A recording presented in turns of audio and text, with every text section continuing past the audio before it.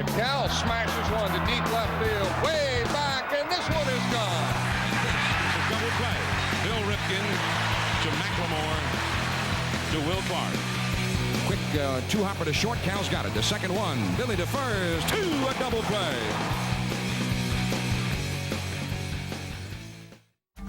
Welcome to our instructional DVD, Hitting the Ripken Way. We have put a lot of time and energy over the years into refining our instruction and hope that it will benefit players and coaches alike. We're very excited that you have chosen us to help you master the fundamentals of a skill that is more difficult than anything else in sports. You might want to just leave me out of this one, Cal. Look at your numbers. Over 3,000 hits, more than 400 home runs, those 2 MVP awards you got. They weren't given to you for all the ground balls you took during batting practice or the double plays you turned in the game. You got those awards because you put up monster numbers at the plate. I didn't. This DVD is all yours. I shouldn't have to do anything but sit back and watch. There's a lot more to hitting than putting up big numbers, and you know that. There are skills that we're going to cover in this DVD that you excelled at and that I wasn't very good at. That's why you were able to play in the big leagues for over 12 years. You sure that's why? Or was it because I was a lot of fun in the clubhouse? Maybe a little of both. But seriously, for those of you who don't know, Bill has been instructing youth coaches and players all over the country since 1999. During his playing days, he was once voted by his peers as one of the players most likely to become a manager. Since his playing days ended... Since I got fired the last time. You said it, not me. Bill has helped mold our brand of instruction, allowing us to write books and now produce videos. Like our dad, Cal Ripken Sr., he is one of the finest baseball minds I've ever been around.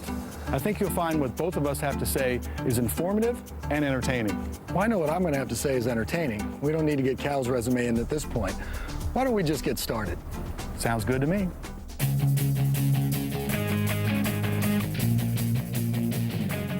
Hitting a baseball may be one of the most difficult skills to master in all of sports. You've got a round ball and a round bat, and your coach wants you to hit the ball square. On top of that, the pitcher is trying to trick you by changing speeds and making the ball curve, dip, and dance. But hitting a baseball successfully is also one of the most fun things you can do. There's no better feeling than doing everything perfectly at the plate and feeling that ball jump off your bat. The important thing to remember is that hitting a baseball is a very individual skill. If you watch 100 professional hitters, you might see 100 different stances. But if you look at those hitters, you will find that at certain points in their swings, the mechanics are all very similar. The purpose of this video is to examine those basic fundamental approaches that are common among most successful hitters and to show you how to develop those fundamentals through drills and practice.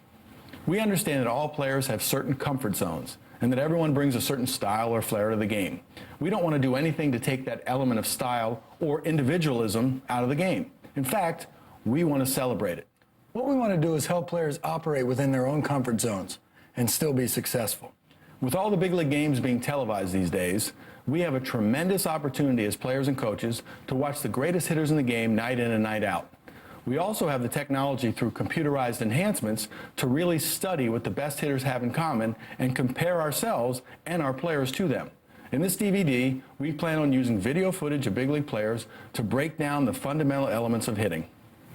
All you have to do is look at Cal and the 1,000 different stances he used during his career to realize that there's not always one set way to do something on the baseball field.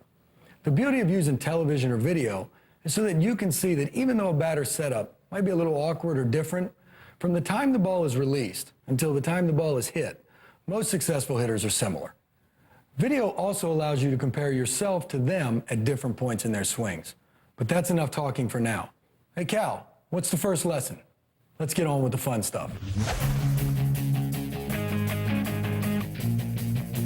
To hit, you need a comfortable starting point. That's all a stance is, a comfortable starting point. Let's take another look at some big league stances.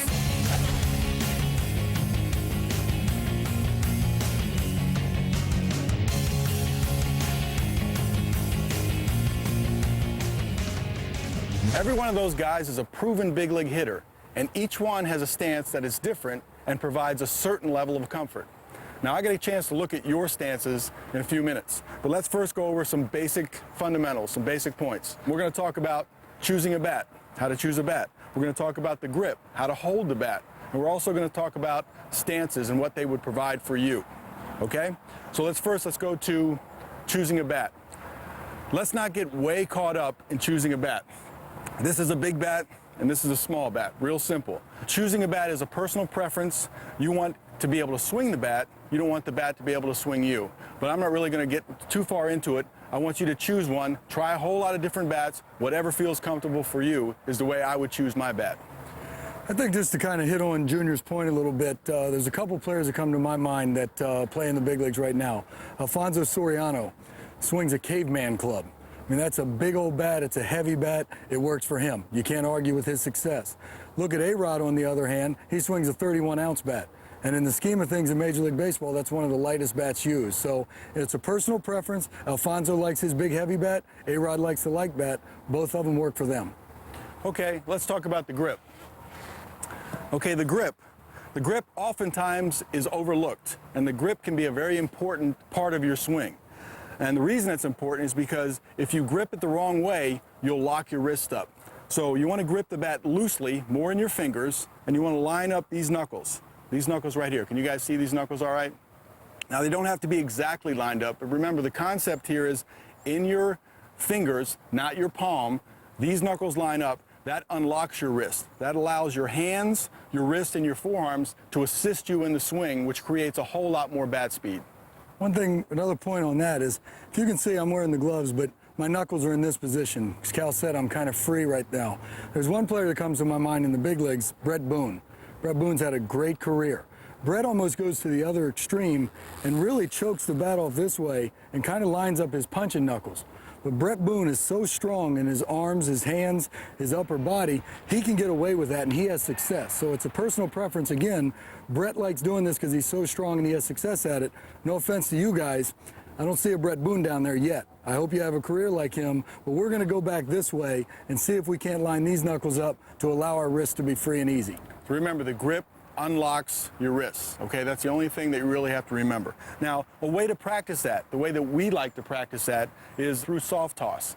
What we're going to do here is think about lining your knuckles up, remind yourself to keep your hands loose. They'll tighten up automatically when you swing, and we're just going to use our wrists and our hands to actually create some bat speed. So we're thinking loose hands, quick bat.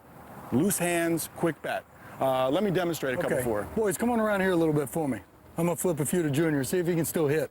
Okay, spread out a little bit. Remember to spread your stance out, give a nice stable lower half. We're not striding here. We're focusing on just our hands, our grip, looseness of our hands, and the quickness to the baseball.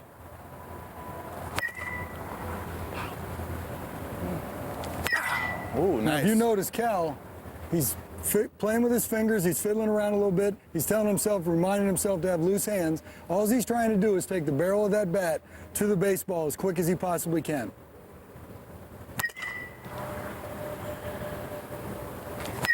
Ooh, base at the center. Very nice. All right, you've seen me hit a little bit. Let's take a look at you guys. Troy, why don't you be first? And remember the idea we talked about over there in the other stadium. We're taking the lower half out of it, we're thinking about our hands, and we're gonna go from there. Loose hands, quick bat. Good. Don't move until you see that ball come out of the machine, then explode. Good swing right there. Nice, short and quick. Think about your hands, pop the bat. Very nice. Pretty quick when you take the lower half out. Guess this is more about quickness and less about power now. Quick hands, hit that line drive right through the red square. Very nice. 10 points. There it is. Very nice. Who's next? What are you thinking about here? Loose hands, quick bat. There you go. Loose hands, quick bat. Take your lower half out. Very good. Very nice. Don't start until you see that ball come out, then explode. Woo!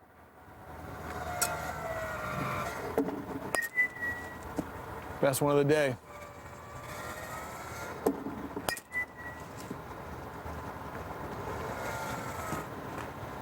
Last one, money ball. Oh, he got it. Juan, come on up.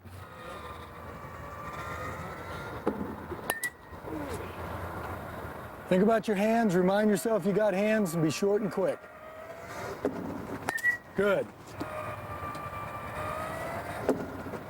Very nice. That's the last one.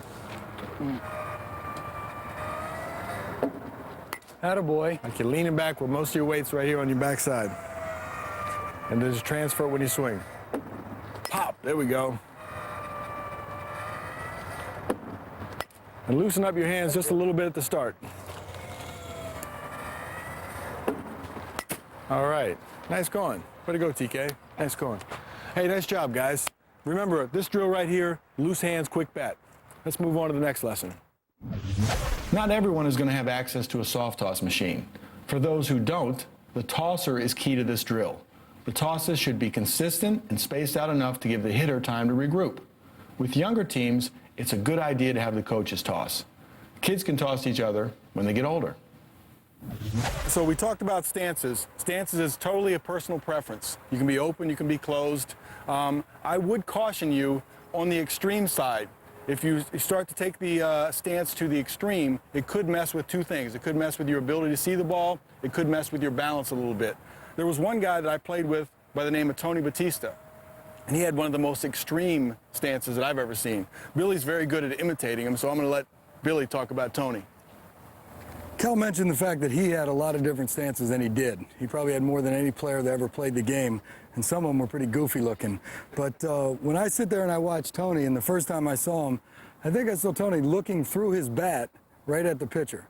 Now, certainly I don't think we can hit from this position, but what Tony did, if you paid attention to him, is when the pitcher started to move when he was in his windup, you'd see Tony start to creep into this position. Now his upper body is almost conventional, being square to home plate, parallel to home plate.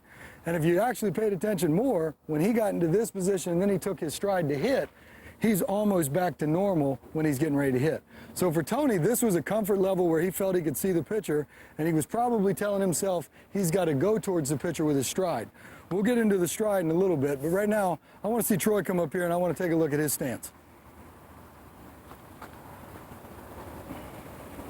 Troy's stance is pretty conventional. Do you feel you have balance? Yes. You seem to have a wide base. He seems to be in an athletic position and balanced. Do you feel that you can see the release point very clearly? Yes. Okay, so his vision is good.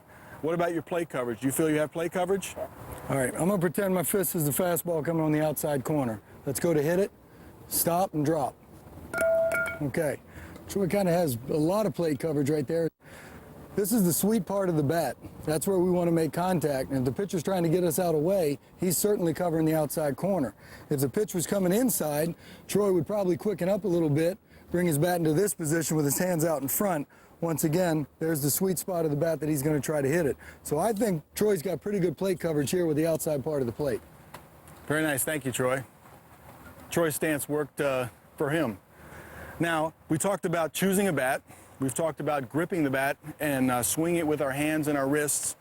We've talked about a comfortable starting position, which is a stance. Next up is weight shift.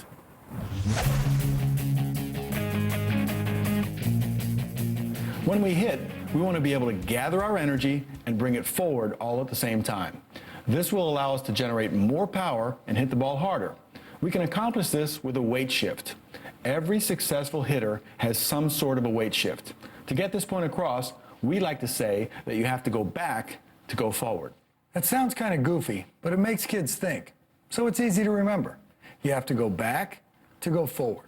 Think about a cobra that is about to strike, how it pulls back and gathers its energy before springing forward. Or a boxer who's going to punch someone. Does he just punch forward, or does he pull back and gather his energy before throwing a punch? You got it. You have to go back to go forward. Let's take a look at a few big league hitters and notice their weight shift. He doesn't try to pull it. He just takes it and goes the other way.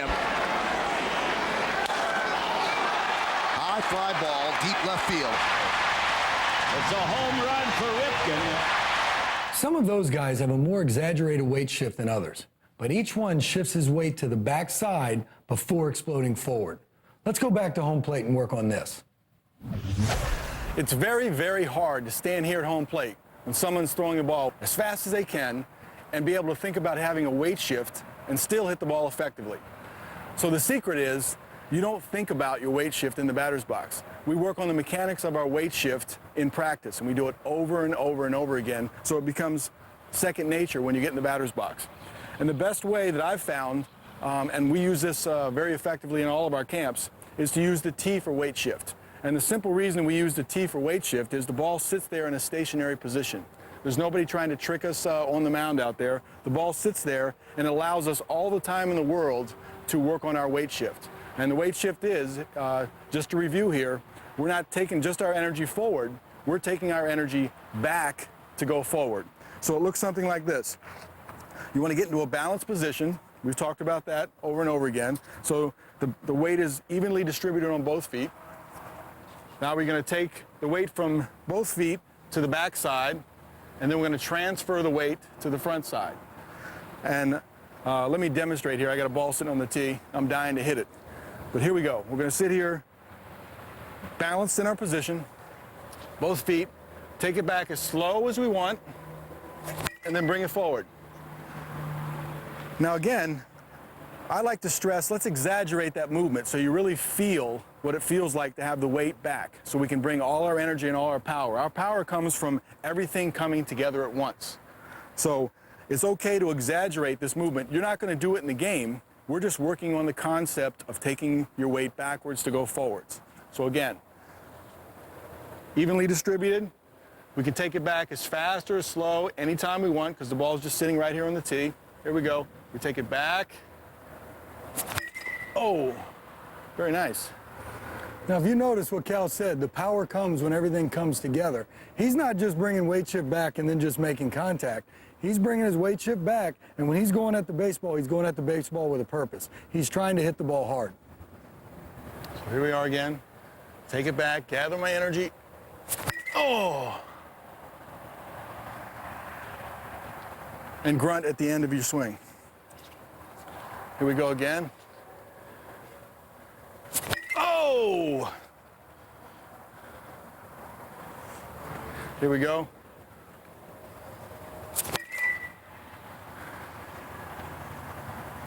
I'm done. Well, good.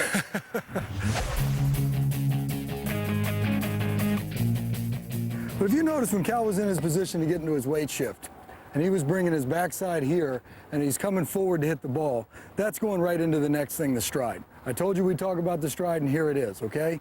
What Junior's doing, when he's exaggerating the weight shift and doing this way and coming here, if you notice his head stays pretty level, okay? Preferably the shorter the stride, the better off we're gonna be. And the main reason for that is our head stays level. Cal's talking about that pitcher being able to throw hard, right? He's throwing 92, 94 miles an hour up here. If our head is shifting planes, like dropping like this, it's distorting our vision. The longer the stride, the lower our head goes. So if we can have a nice relaxed weight shift when it's coming and then go into the stride, my eyes stay level longer. The more my eyes stay level, the easier it is for me to see. Now there's some extreme cases we like to point out like everything else. If you remember Dave Winfield, 6'6" guy, played with the Yankees and the Padres, hit a ball a mile. His stride almost came all the way out to here. It was one of the longer strides you'd ever see. That works for Dave Winfield. You go back and you find Paul Molitor. Paul Molitor, probably one of the best hitters that ever played this game. Paul would be in his position, sometimes his stride would go like this. That was about it. His toes sometimes would just kind of point, and that was it. That worked for him. Paul waited a long time, had extremely quick wrists and hands. That's how he got his power. When he got into it and he wound up, he would stride way out there and get his power that way. Those are two individual and two extreme cases of the stride. What I want to keep in mind here when we take our stride, okay? When we get our little rhythm and our little weight shift going, if our stride is short and soft, that allows our head to stay even, allows our eyes to stay even. That's going to allow us to see the ball better, okay? You want to make sure you take your stride towards the pitcher, okay? It doesn't always have to be perfect, but we want to take, the ball is coming from that direction, we want to stride towards the ball. So generally speaking, your stride should be straight out here. You don't want to step in the bucket, and necessarily you don't want to stride too far in. So a good guideline, and again, this is an individual preference, that you want to take the stride towards the pitcher in a straight line. That's right. Now we've hit on all parts of that stride. Let's go ahead and rewind some of those big league clips.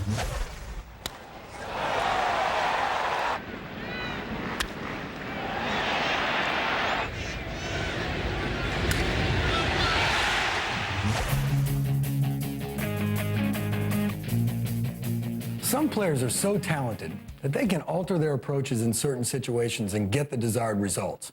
This is not true for 99% of the population. Let's go swing the bat. When we talk about a level swing, we really mean a swing that stays along the same plane for a long period of time. That gives you the best chance to get the bat head to the baseball. Okay, guys, I'm going to take a little BP. Why don't you check this out? Billy, you loose? Let's go. Oh!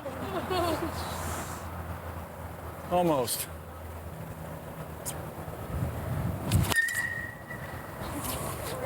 Sounds good. A little better.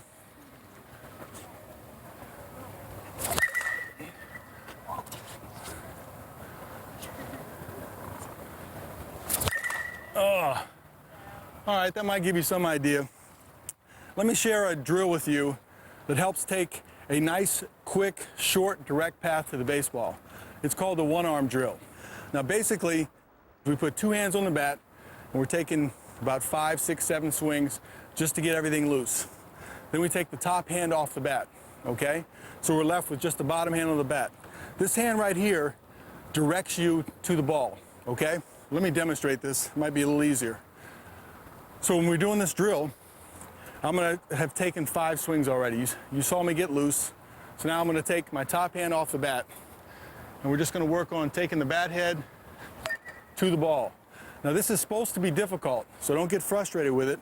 I like to do it down on the knob, but if you have trouble controlling the bat head, it's okay to come up on the bat just a little bit so you can get more stability.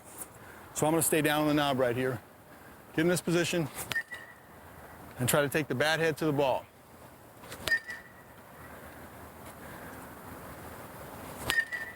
Ooh, nice line drive. And again, the bottom hand is your lead hand. It directs where the bat's going to go. So you should start to feel a direct pass to the ball. Now when you put both hands back on, you should feel a nice short, direct path to the baseball. Like that. All righty. Kyle, why don't you come on out here and show us your one-hand strength. Let's start out first by swinging 5 times like your regular swing, just so we make sure you're loose.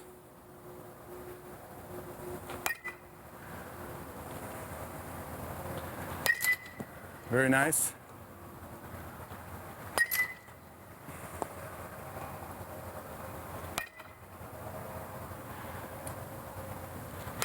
Okay, simply take the top hand off the bat. There you go. Nice.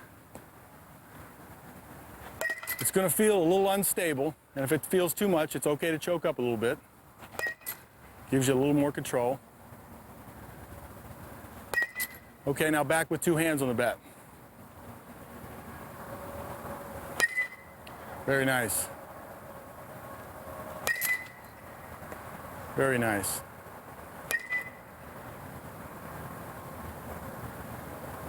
Very nice. One more. Let's finish up one more. Now, after you put both hands back on the bat, did you feel a little difference? You feel a little shorter path to the ball?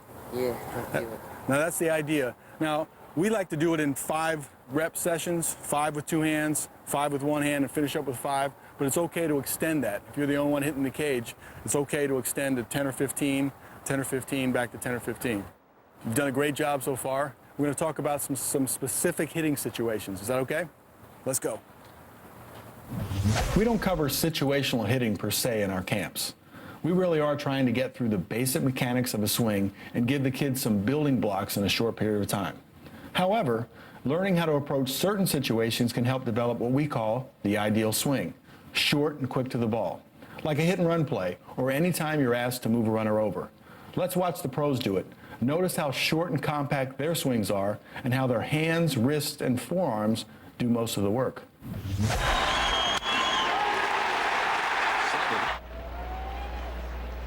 He hits one through the right side, a base hit. I'm getting tired of sitting here and doing nothing. Can we go back out there and hit now? Sure we can. Let's go. The one-arm drill that we did in the last segment is a great way to work on getting the bat head to the ball in a short, direct path.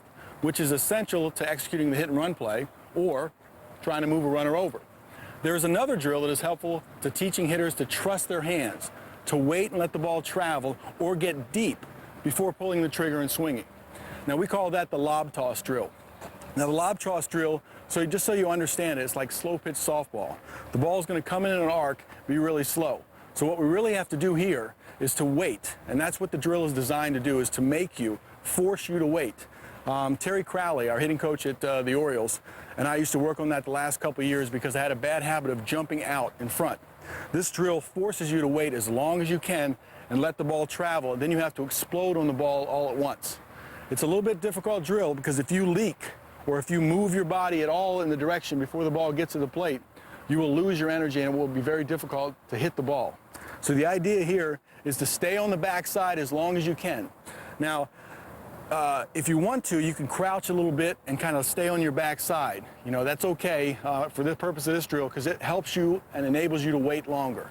This is what it looks like. So you have to wait to the very last possible moment and then explode on it. Sit down in your stance, wait, and explode on it. So everything comes at once. It all comes at once. All right, you guys ready to give it a try? All right, come on out. Now, if you notice, Cal didn't hit any ground balls to that side of the infield. That'll tell you he was waiting enough. If you get out there too far and you leak, that's when you start hitting ground balls to this side. Let the ball travel, trust yourself, then explode. There we go. Attaboy. Still off the end. Trust yourself, and then explode. Try to think back up the middle, too. That'll be a helpful approach to this drill. There we go. Nice going. Wait as long as you can. There we go. Okay, next. That's a nice job right there, guys. All right. Let it come to you. Very nice.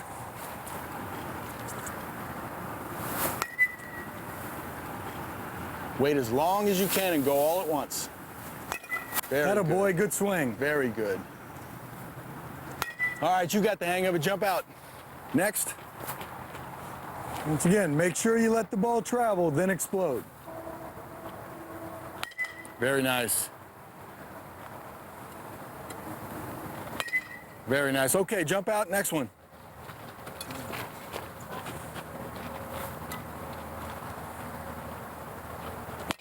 Oh, off the end. Let it get there. Let it get there. Trust yourself. Wait a half second longer. See how long you can wait and let it almost get to home plate and then just pop it. Very good. All right, next. Much better.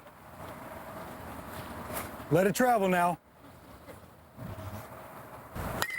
Oh, very nice.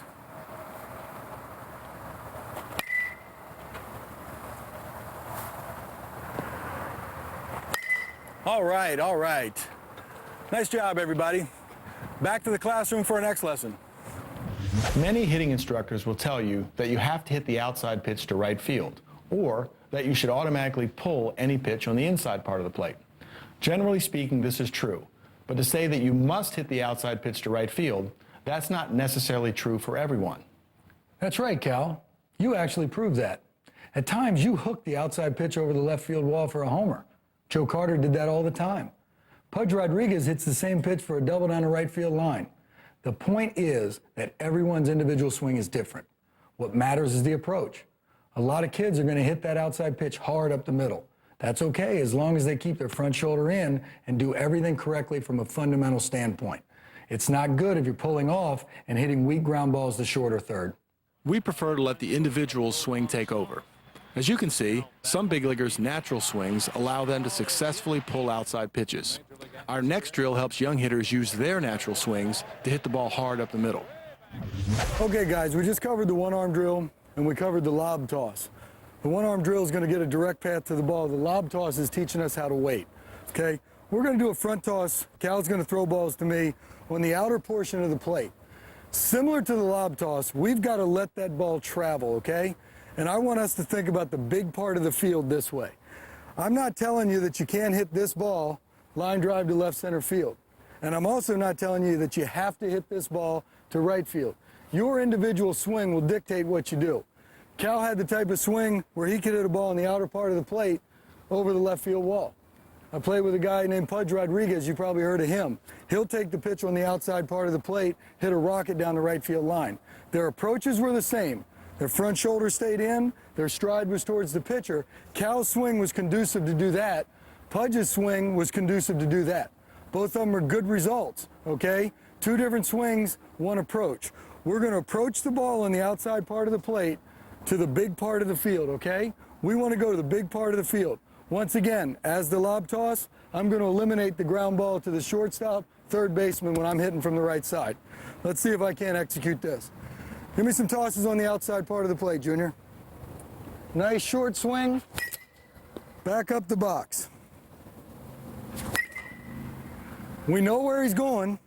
We're going to go out there. We're going to let the ball travel. We're thinking big part of the field, let the individual swing take over. I felt pretty good with that. Who wants to come out here and try this one? Come on, Anthony. And once again, he's going to throw the ball to the outer part of the plate. Don't rush out there. Let the ball travel. Big part of the field. Okay, not bad. Good approach. Good approach. Okay, let's do one more. Come on, hit a line drive off of Junior. All right. Troy, come on around here. We talked with Troy's plate coverage earlier. Now we're going to see what we got here. Outer part of the plate, line drive up the middle. That's a good swing. Attaboy. Wait a tad bit longer and then attack. Good swing. Hit me a line drive off of Cal. Nice going right there. Alrighty, come on up here, Juan. Let me see what you got.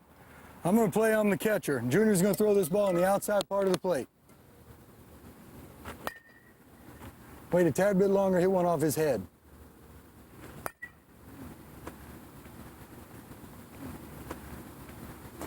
That's a good swing right there, Juan. That's what we're looking for. Ball on the outer part of the plate, attack it. Let's see if you can't hit a line drive off of Cal. That's a great swing right there.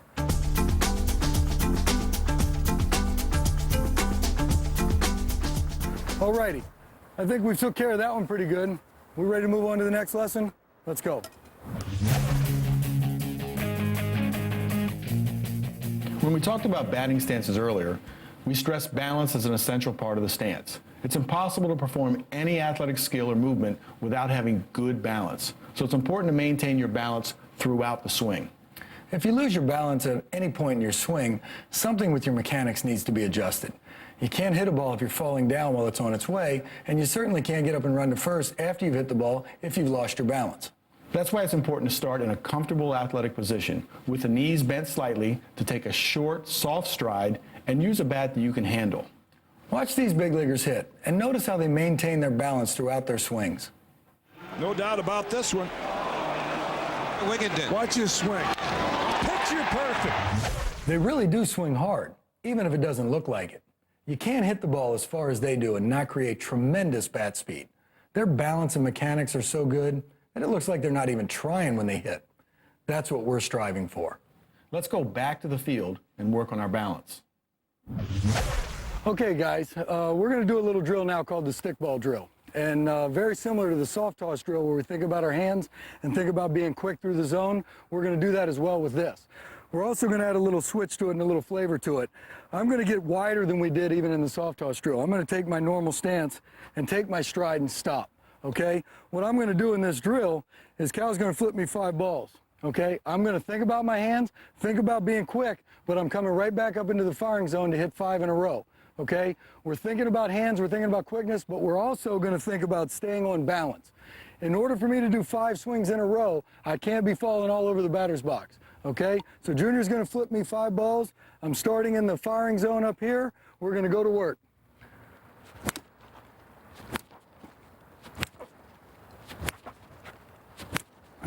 And I'm back. Once again, I was thinking about my hands, but you didn't see me falling all over the batter's box. All right, once again, Nick, take your normal stance, take your stride, widen out, think about the hands and balance.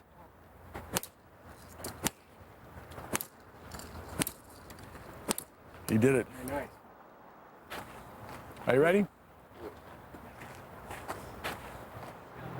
These 5 will go a little quicker. You ready? 1, 2, 3, 4, 5. Yes. Damn. 2, 3, 4, 5. All right, guys, nice job. What do you say we move on to the next lesson? Okay, now we're going to move on to a skill that's an important part of the game, even though I wasn't asked to do it too many times in my career. I was, many times. Well, maybe you're more qualified to talk about it than I am. Maybe I am. Bunting. We don't advocate a lot of bunting at the youngest ages. That's the time when kids should swing the bat and learn how to hit. However, it's a skill that can be taught at a young age and should be practiced and perfected by all hitters as they get older. Being able to bunt well makes you a more valuable member of your team. We're going to discuss 3 types of bunts. The sacrifice. As this one is bunted down the third base line. Bill Miller with The squeeze. Third. Squeeze is on! The Brewers win! And bunting for a hit. One attempt, first base side, a beauty. Carrasco shovels the first, not in time. I think it would be a good idea to teach the finer points of bunting at home plate. Let's take a walk. All right. Okay, boys, we're going to talk a little bit about bunting. First and foremost, we're going to talk about the sacrifice bunt a little bit. So there's a couple things I want to talk about when we're sacrifice bunting. First thing I'm doing is I'm getting into my stance. I'm not going to try to change a whole lot because that might alarm people out there that I might be doing something. But let it be known, in a sacrifice bunting situation, pretty much everybody in the ballpark knows that I'm going to be bunting. The idea is to execute, and if I execute properly, no matter if they know it's coming, I'm still going to get the job done. Okay, so there's a couple rules we want to talk about when we bunt. First thing I'm going to talk about is after I'm in my stance, is I like to teach when we're going to bunt, before that pitcher actually picks up his foot, or right as he picks up his foot, I'm going to go ahead and pivot around and put myself in a bunting situation. I'm not bunting for a base hit. A sacrifice bunt means I'm giving myself up, okay? So I don't care if they know I'm bunting because I'm going to execute. So what I want to do is pivot around. Now, if you notice, I shortened up with my bottom hand up a little bit on the bat. It's your comfort zone. I've also brought my top hand up here on the barrel of the bat, and I've protected my fingers behind the bat.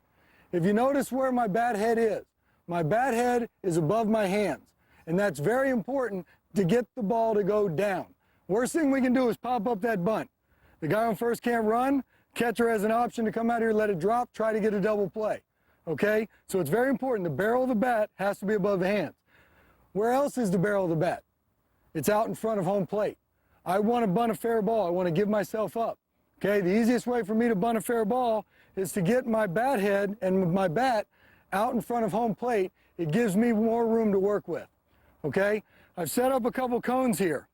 Well inside the line, I want to make a good bunt. I want to make fielders come in and off in order to make a play. If the pitcher has to come off that mound at a 45-degree angle this far, and I try to make the ball stop out here where my cones are, he'll never be able to pick that up and throw to second base. Okay, so what I want to do, give myself up. I want to deaden the ball somewhere around where those cones are. Okay, make the fielders come a long way to make the play. They'll never be able to throw to second base and get the guy. They may be able to get me at first base. That's okay. It's a sacrifice bunt. I'm giving myself up for the good of the club. So I'm going to demonstrate a couple here, see if Cal can throw me some strikes. But remember, I'm in my stance. I didn't do a whole lot to change. I'm going to pivot around. The barrel of the bat's above my hands. My hands are in this position. My right hand, my top hand's protected, and my bat is out in front of home plate. I'm going to try to bunt a few balls over there, see if I can't stop them inside those cones right there. I pivot early. I'm giving myself up. The barrel stays above my hands. I can roll that ball right through the cones. Now I'm going to try to deaden it a little bit more to make it stop at the cones. Pivot, hands out front. Okay, did you notice what happened right there? That ball was a little bit lower, and instead of me going like this to bunt it, I dropped my legs down to bunt.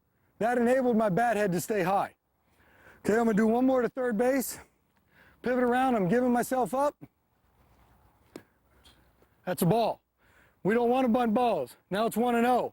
I was the type of hitter who liked to hit and run. I could look at my manager now and say, you want to think about it? No? Sack bunt again? Damn. All right, got to bunt again. Give myself up. Right through the cones. Third baseman comes in, he's not going to be able to wheel around and throw it to second base to get my guy out. If I want to push the ball to the right side, once again, I do everything the same, but what I do now is I use this bottom hand as my rudder. It's like a ship's rudder, I'm kind of pushing it out. The barrel stays up, and I'll try to push the ball over to the right side. Bat angle stays the same, barrel above the hands, bat in front of home plate. I'm in this position, use the rudder, put the bunt down. That was a tough one right there. Out in front, keeping the barrel of the bat above the hands. Let's try one more over there. Didn't get him between the cones, but I think I was soft enough where the pitcher can't run in and pick it up and get my guy out at second base. All right, Troy, I need you for a minute. I want you to come in here and see if you can demonstrate the bunt right there. Remember the big things. Give yourself up early. Pivot around. Bat stays out in front of home plate. Barrel of the bat in front of the hands. I want to see you bunt 2 balls in between those cones right there.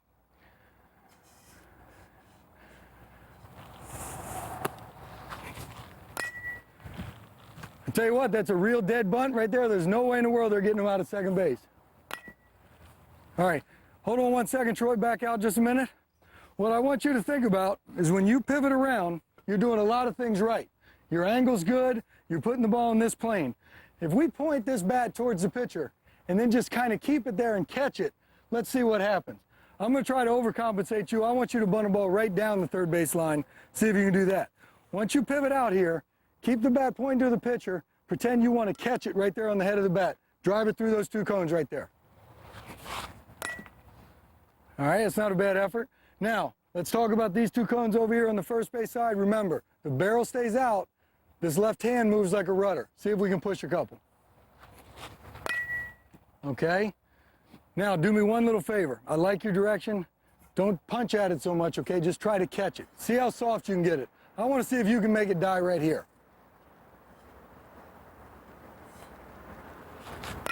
Very nicely done.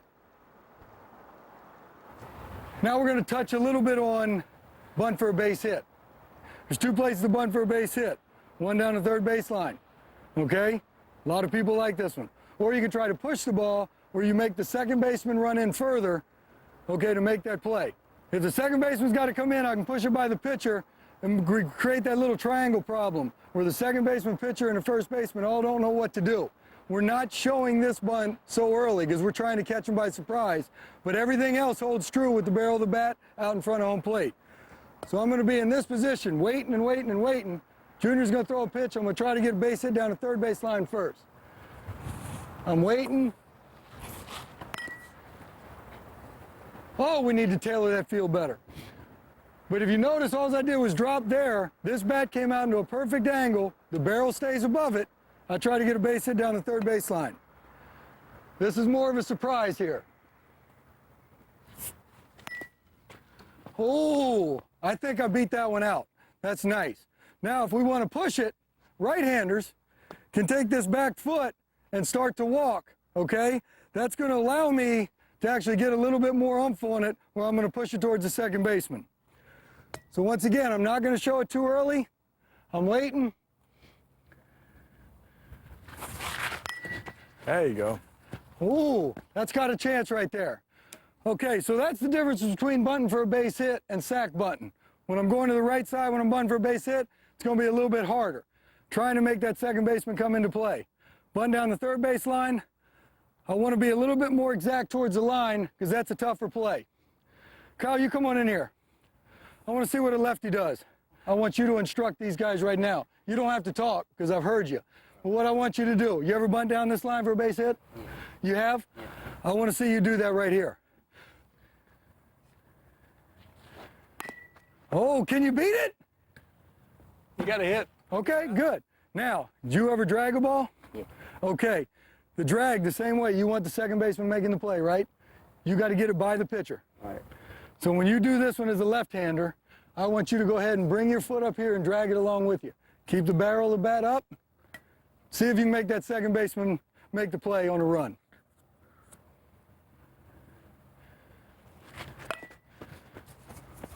Junior, did you get that one? I think you got it by me. Oh, you got it by him. You think you get a hit on that? Maybe. Let me see one more.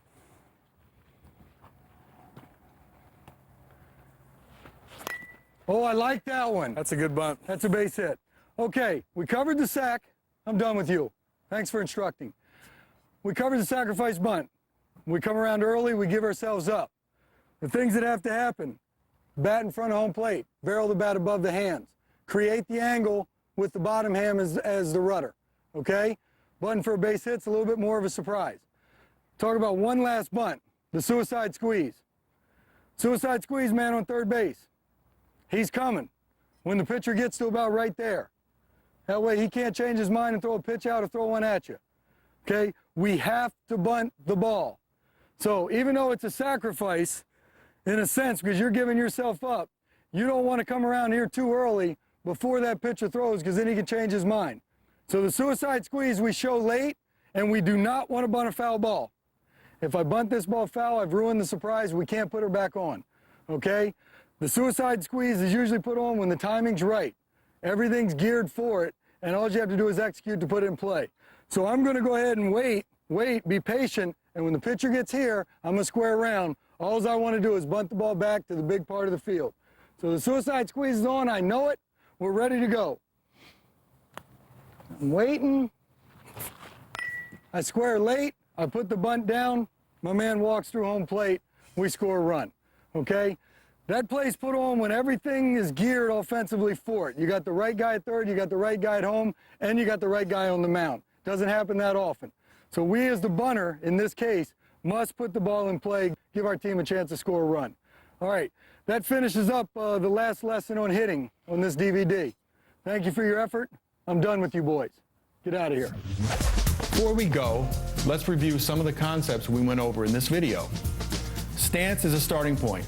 Just remember that you need to be balanced, have plate coverage, and be able to see the ball with both eyes. Hold the bat loosely in your fingers with the knuckles lined up to unlock the wrists and allow for maximum bat speed. All good hitters have a weight shift. You have to go back to go forward. The best stride is soft and short toward the pitcher. That helps keep your head and eyes on the same plane, which makes the pitch easier to see. The best swing is a level swing that stays on the same plane as long as possible. A short, direct path to the baseball is best. A quick, level swing that utilizes the hands, wrists, and forearms. It's okay to pull an outside pitch or hit it up the middle if your natural swing dictates that. If you keep the front shoulder in and drive the ball, that's the result you were looking for. Maintaining balance from beginning to end is essential when hitting. If everything is done correctly, the follow-through takes care of itself. One hand or two, it doesn't matter. Bunting is an important skill to master. Younger players should not be asked to bunt in game situations. They should be learning to hit. Be creative and keep your hitting drills fun. Don't coach during batting practice. Save the coaching for drill work. Well, we certainly gave you quite a few fundamental building blocks to successful hitting. Thanks for sticking with it. If you've made it this far, I'm confident you'll be able to help someone else become a better hitter or become a better hitter yourself. Our hitting DVD can be used in conjunction with our other DVDs covering defense and pitching to help make you a better player or coach. In the near future, we'll be producing videos covering catching, outfield play, and running a practice. Soon after that, we hope to get into some more advanced topics. Make sure you check out our website at www.ripkenbaseball.com to keep up to date with all of our products or to register for our Coach's Clipboard email newsletter. Thanks again for watching our video. Okay, video's over. It's done. Now you can get off the couch and actually do something. Go practice, and remember, have fun.